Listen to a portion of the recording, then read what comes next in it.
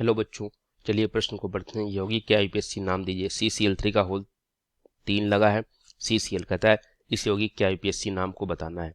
ठीक है बच्चों, तो हम बात करते हैं अपने उत्तर की। ठीक है, मुख्य अवधारणा इसकी समझने का प्रयत्न करते हैं। ठीक है, इस प्रश्न की मुख्य अवधारणा समझने का प्रयत्न करते हैं। तो मुख्य अवधारणा है कि जो दिए गए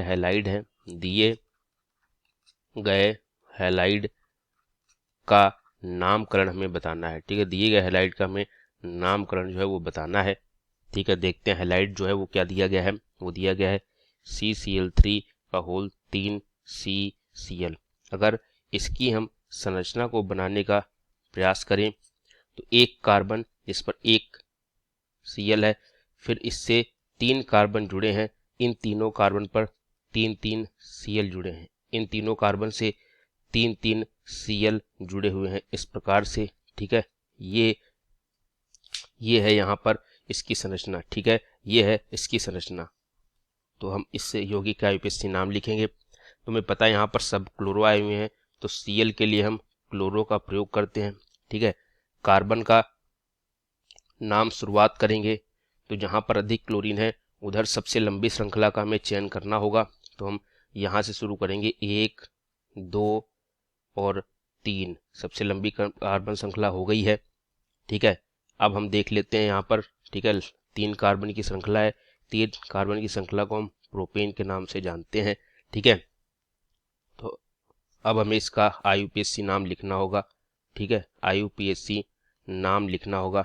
अब IUPAC नाम लिखते टाइम बच्चों में इस यौगिक का भी बताना होगा। नाम जो है इस यौगिक का नाम क्या होगा। तो अगर इस यौगिक का नाम देखें जिस पर कि एक कार्बन जिस पर 3 Cl लगे हैं, तो इसके लिए हम लिखते हैं ट्राई क्लोरोप्रोपेन।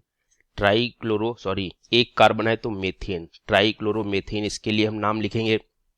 ठीक है, अब इसका नाम लिखते हैं। ट्राई क्लोरोमेथेन जो है वो T से शुरू होगा, जो कि क्लोरो से बाद में आएगा।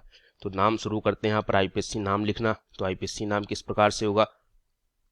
1 पर 3 क्लोरीन है तो 1 कामा 1 कामा 1 कामा 2 पर फिर से 1 क्लोरीन है, फिर 3 पर फिर से 3 है, 3 कामा 3 कामा 3। टोटल 3 3 6 7 हो गई हैं। तो 7 के लिए क्या होता है, हेप्ट 1 कामा 1 कामा 1 कामा 2 कामा 3 कामा 3 कामा 3, हेप्ट क्लोरो। उसके बाद 2 पर क्या लिखा है, 2 पर ट्राई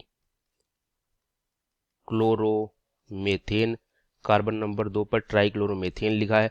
3 कार्बन श्रृंखला को हम प्रोपेन कहते हैं। तो सबसे अंत में आएगा प्रोपेन। ठीक है, 1 कामा 1 कामा 1 कामा 2 कामा 3 कामा 3 कामा 3, हेप्ट क्लोरो, 2 पर ट्राई क्लोरोमेथेन और उसके बाद प्रोपेन सबसे अंत में आएगा। तो ये इस प्रश्न का IUPAC नाम होगा बच्चों। इस दिए गए प्रश्न का IUPAC नाम ये होगा। उम्मीद करता हूँ यहाँ पर 7 के लिए जो है वो हेप्ट प्रयोग किया जाता है, इसलिए हमने यहाँ पर जो है हेप्ट का प्रयोग किया है बच्चों। उम्मीद करूँगा आपको ये उत्तर अच्छे समझ आया होगा। धन्यवाद।